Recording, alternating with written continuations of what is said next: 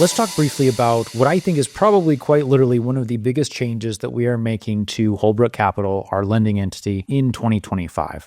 So if you go back in time to way back in the beginning, I think it was episode 4, we talk about whether or not you should collect monthly payments. And I'm going to give kind of a recap around what we were doing at the time, why I was so in favor of not collecting monthly payments, and kind of, what some of those changes are that we're changing in 2025 and moving forward. So going back in episode 4, I talked about a lot of the pros and cons between collecting monthly payments. In the lending industry, it is very common to collect monthly payments. If I had to put a percentage on it, I would say probably 80 to 90% of all the lenders that I interact with do collect monthly payments.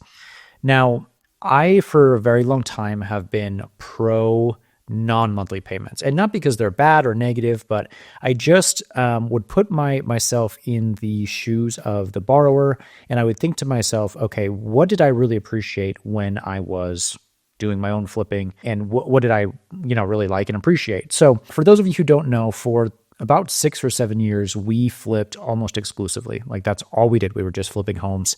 And I kind of modeled our lending after the hard money lender that we used, because what they would do is they would not collect monthly payments, and I really appreciated it. And so how it would work was we would go to them, we would ask for a loan, pretty standard, they would underwrite the deal, look at the pictures, look at the numbers, make sure that everything made sense. They would issue us the loan, and then they wouldn't charge any monthly interest payments, and all the interest would just accrue, and they would even wrap the points into the loan, and it would all just pay off on the back end. And obviously, as a borrower, I really appreciated that. I loved that, if I was doing 4, 5, 6, 7, 8 projects simultaneously, I wouldn't have to come out of pocket with a bunch of cash. And think about it in the first place. If a borrower is coming to you as a borrower on a flip project or whatever it may be, chances are they don't have a lot of money in the first place. If they did, they would go somewhere else or just not use a lender altogether, and they would just pay cash for the project. And on top of that, when you're doing 6, 7, 8 projects simultaneously, those monthly interest payments can get pretty steep. For example, say you're doing a $400,000 renovation project, chances are your monthly payment on that is going to be around $4,000. It's very expensive. So multiply that by 8 to 10 projects, and shit, now you've got $40,000 a month that you're paying out in monthly payments for these projects. And so it comes with some risk for the borrower, because now you don't have as much cash flow, and cash flow is the name of the game. Initially, when we got into lending about 3 years ago, I just modeled that same model after the same lender that we use, because I really appreciated that. Now, when I would go to all of these different events and different things like this, I would look around and I would see all of these different lenders around me, and they were all collecting monthly payments. And intuitively, I get it, right? Obviously, it makes sense to collect payments now, but in my mind, it was really just, A, let me set up expectations with my investors so that they're not expecting monthly payments. And B, it was just kind of like a managerial overhead, because now I have multiple accounting periods and I have to do bookkeeping and stuff like this every single month. Whereas before, I would just issue a loan and a loan would pay off, and I would have 2 accounting periods, and that was it. And so I liked that model. Now, fast forward to 2025, and I'm sure you've guessed it by now, we are now transitioning over into a monthly payment model. So all of our loans that we issue beginning January 1st moving forward are going to have monthly payments. All of the loans before January 1st, we'll let those finish up. We'll do the accrual method, and then after that, we'll move forward, and any new loans that we issue will be monthly payers. You're probably asking, why are we doing this? And it's taken a lot of thought on my end on why we're doing this, but I've come to realize a couple different things. The biggest thing is, now I'm a lender, and this may sound kind of shitty, but we get to call the shots. You get to run your business however you want, and that's the nice thing about being a lender, is if a borrower comes to you and they don't like the terms or the way that you operate or the way that you do things, cool, they can go and find somebody else. With this recent kind of change and shift in the market, we have found that we have gone longer and longer periods without receiving payoffs. So things are sitting on the market, and they're sitting on the market longer, and so it's taking longer for us to receive payoffs. Investors are taking longer to see interest disbursements, and it's starting to take a toll on our business. And the thing that I realized is we are taking on all of the risk unnecessarily for no reason. the borrowers get all the upside and we get all the downside. So for example, the net asset value on that particular property, how we're doing it currently, because that interest just slowly accrues, the risk gets higher and higher the longer that loan goes on. I realize that yes, the property may be getting flipped and so the ARV may be going up over time. That's true as well. But when you think about it, we are shouldering all of the risk really for no reason. And when a borrower comes to us, they should be shouldering the majority of the risk, not us. We want to make sure that our capital is protected and that the capital of our investors is always protected. And so because of that, we're now going to start doing monthly payments. Previously, when we had a market that was a little bit hotter and projects were paying off a lot more consistently, we would have a lot more churn. And so we would have a lot of payments going out to investors. And it would seem like maybe once every week or every other week, we would have a payoff. And so there's just a lot of there's a lot of turnover. There are a lot of new loans going out and a lot of loans paying off.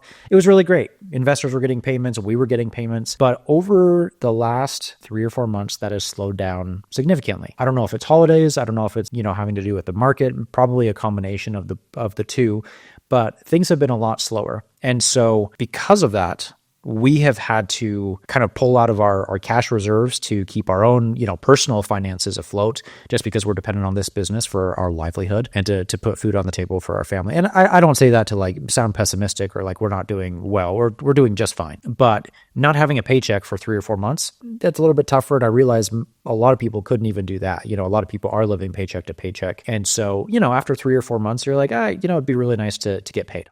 Hey, really quick, I need to interrupt the episode to talk about this week's sponsor, which of course is Lender. Lender is a hard and private money origination and servicing tool. So if you're currently using something like Excel to handle all of your business needs, it's about time that you upgrade to something a little bit more sophisticated like Lender. Lender helps you handle all of just the nitpicky, nuanced, tedious things that we have to do as lenders, like dealing with loan doc generation and preparation, or dealing with document storage, or collecting files from all of the borrowers and LLC docs, collecting monthly payments, and then at the end of the year having to deal with tax statements and generating 1099s and 1098s. It really is just a one-stop shop from start to finish. It helps you all the way from origination through servicing to payoff. It automatically generates payoff statements for you. You don't have to miss any extension fees or deal with prorated interest. It's just the whole system handles it for you. So if you're currently using something like Excel, I highly recommend that you upgrade to something a little bit more sophisticated just to keep your borrowers all organized, just to keep your investors in the loop, and I highly recommend it. You can check that out by going to joinlender, lendr.com, joinlender.com, and check it out. And I know it's going to transform your business just like it has mine. Now, back to the episode. The other thing that I was thinking was we had a conversation with a lender who's been in the space for 30 plus years. He said, when you have a capital investor come to you and they say, give you $100,000, we'll just assume very simply 12% interest. We actually pay less than that, but just for easy numbers, $100,000, 12% interest, that's roughly $1,000 a month, right? What he said was you have a brand new capital investor, they give you $100,000. The first month that they get their interest paid out to them, it's great. It's a nice to have, but it was kind of like a surprise, right? They weren't dependent on it. Then the next month, they're like, okay, this is really great. Month 3, they start to become dependent on that income. And then month 4, they've now increased and expanded their lifestyle. They've now gone out and they've bought, a new car. And so now they have a $700 a month car payment. And so not only have they increased their standard of living, but they're now dependent on that income, which means they can't pull that $100,000 from you because they need that monthly cash flow to now maintain their lifestyle. When he said that, he essentially said it becomes addicting. It becomes a drug. And then they can't pull those funds with you. And I don't say that in the sense that we're not going to give their money back. Of course we were if they were to ask for it. But they become addicted to the cash flow more than the initial principal that they invested with you. And that really stuck with me. And where we're in capital raising mode and we're trying to raise more capital for deals, that is really important to me because I want investors to A, be very satisfied with the service that we're offering, but B, we are relying on that so that we can issue loans to our borrowers. So when he said that, when he said it becomes addicting, I was like, that makes sense. And so it's become a shift in my mindset that, okay, now rather than having this just one accrual payoff period, we'll now just have monthly payments and we will use that to obviously disperse to our investors. We'll take a yield spread on that and we'll get more churn and we'll also receive more regular paychecks. And money now is always better than money later. So am I kind of going back on what I said initially? I mean, not really. Like businesses grow and change, and they're fluid and ever living, and so no. I think just as we're moving forward in this business and we're learning and growing and just kind of molding as time goes on, our business is adjusting and changing too. And overall, I think it's going to be a much better operation. And also, I'm not necessarily opposed to becoming more aligned with the kind of the industry standard way of doing things. Sure, it's fine if you want to be kind of outside the box. I don't know that I really want to do that. And on kind of the side of building out Lender, the software tool that we have, it's absolutely advantageous for me to build out that software the same way that the majority of our lenders are going to use that software, which is collecting monthly payments. And just as a quick little recap, this is how, typically speaking, monthly payments work. So for example, let's say that we close a loan for February 11th. The origination date on that loan is February 11th. What we're going to do is at title, we're going to do a couple things. We're going to net fund that loan, meaning like, say, for example, easy loan, $100,000. We're going to charge 3 points.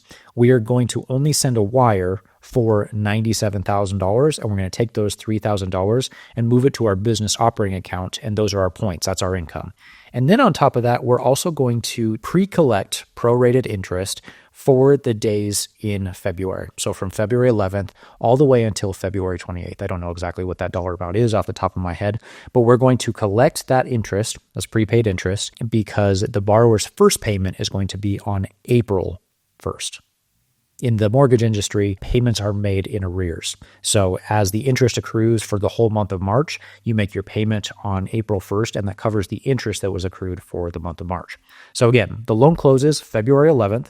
We are going to collect points, any other fees, underwriting fee, doc prep fee, whatever it may be. We'll also collect prorated prepaid interest, and that will cover the monthly accrual period of all the days remaining in February. And then the first payment, the first monthly payment, will come out on April 1st, and that will cover the interest that was accrued for the month of March. Now, both of that prepaid interest as well as the monthly payments are divided up and paid to capital investors or to ourselves as a yield spread. Now, how we do it is slightly different because we have that fund model. And so the individual payments are not necessarily like carved up. So for example, let's say you get a $1,000 monthly payment. Typically speaking, you would pay like 9% of that to your investor, so they would get $900, and then you're keeping that yield spread or whatever it may be. That's just your servicing fee. We do it slightly different in the sense that all of the income that we make goes into the fund and it's pooled, and then we give our investors their percentage return pref or their preferred return first, and then we keep whatever's left. So whether you're doing the co-lending model or the fund model, it essentially works the same way. It's just we kind of pool those funds and we pay it out on a recurring monthly basis. And I actually really like that because it just makes accounting easier. Like I just know we pay this out every single month to investors. Some investors choose to reinvest it, and then we get to keep whatever is left over. So I really, really, really like that model. So all that to say, we are changing the way that we are doing things in 2025 moving forward. We may hate it. I don't think that will be the case, but I'm excited and anxious to see how it goes. We've already done 2 or 3 loans so far that have this now monthly payer model. And I really like the net funding model. I really like the fact that I'm getting paid when the loan closes rather than wrapping those points into the loan and then having it all pay off in one lump sum. It is nice to get really big paychecks. So for example, we had a project that paid off yesterday and our income on that was significant. It was around $15,000 even after paying out investors just because the interest accrues and then we get a large lump sum. So that is pretty nice, but moving forward, we'll see how that differs and what we think. So that's it for this week's episode. I'm curious to hear your comments. Do you guys do monthly payers? I assume you do, or do you have it all, accrue and pay off on the back end? If you ever need to get in contact with me, that email is podcast@joinlender.com, podcast@joinlender.com. I'd love to hear from our listeners and hear what you're doing. So until next week, that's all. Thanks.